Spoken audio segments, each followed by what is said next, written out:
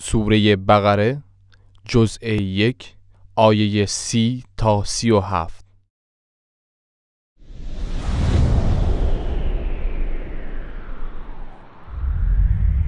اعوذ بالله من الشیطان الرجیم.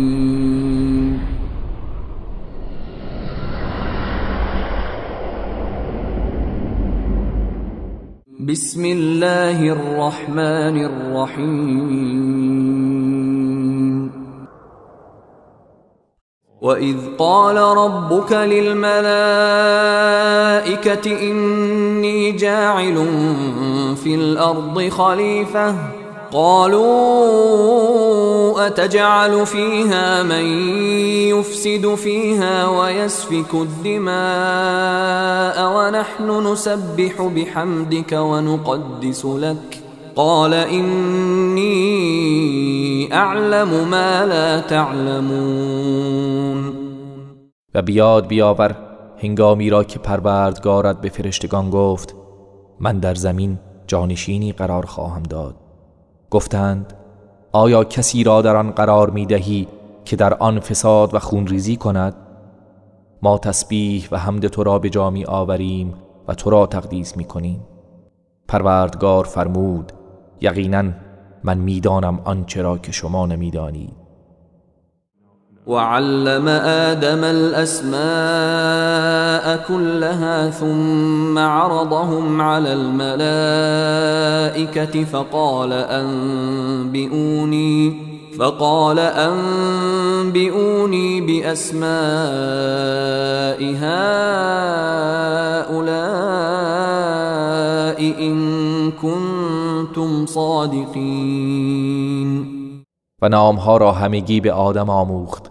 سپس آنها را به فرشتگان عرضه داشت و فرمود اگر راست گویید نامهای اینها را به من خبر دهید.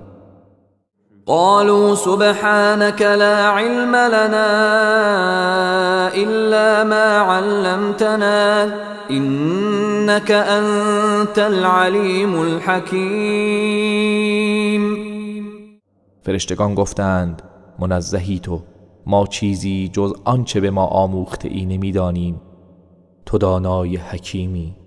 قال يا آدم أنبئهم بأسمائهم فلما أنبأهم بأسمائهم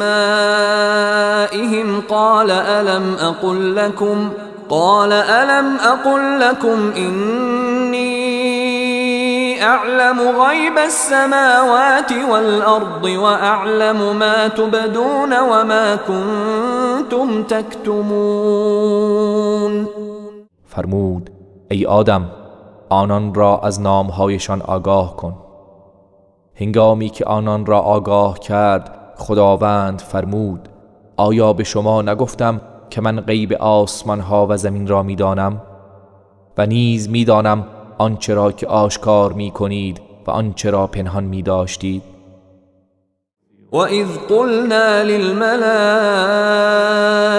اسْجُدُوا لِآدَمَ فَسَجَدُوا إِلَّا إِبْلِيسَ أَبَى وَاسْتَكْبَرَ وَكَانَ مِنَ الْكَافِرِينَ.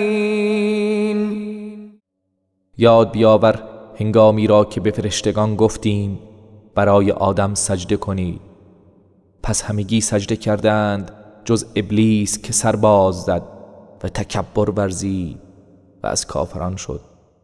وَقُلْنَا يَا آدَمُ اسْكُنْ أَنْتَ وَزَوْجُكَ الْجَنَّةَ وَكُلَا مِنْهَا رَغَدًا حَيْثُ شِئْتُمَا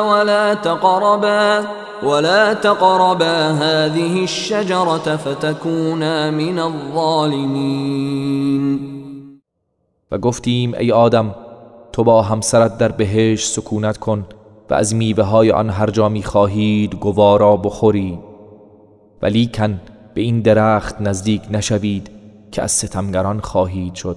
فأزلهما الشيطان عنها فأخرجهما مما كانا فيه وقلنا اهبطوا بعضكم لبعض عدو ولكم في الأرض مستقر ومتاع إلى حين. پس شیطان موجب لغزش آن دو شد. سپس آنان را از آنچه در آن بودند بیرون کرد و گفتیم همگی به زمین فرود آیید در حالی که بعضی دشمن بعضی خواهید بود و برای شما در زمین تا مدت معینی قرارگاه و وسیله بهره برداری خواهد بود. فتلقى آدم من ربه كلمات فتاب عليه إنه هو التواب الرحیم. آنگاه آدم از پروردگارش کلماتی فرا گرفت و خداوند توبه او را پذیرفت، چرا که خداوند توبه پذیر مهربان است.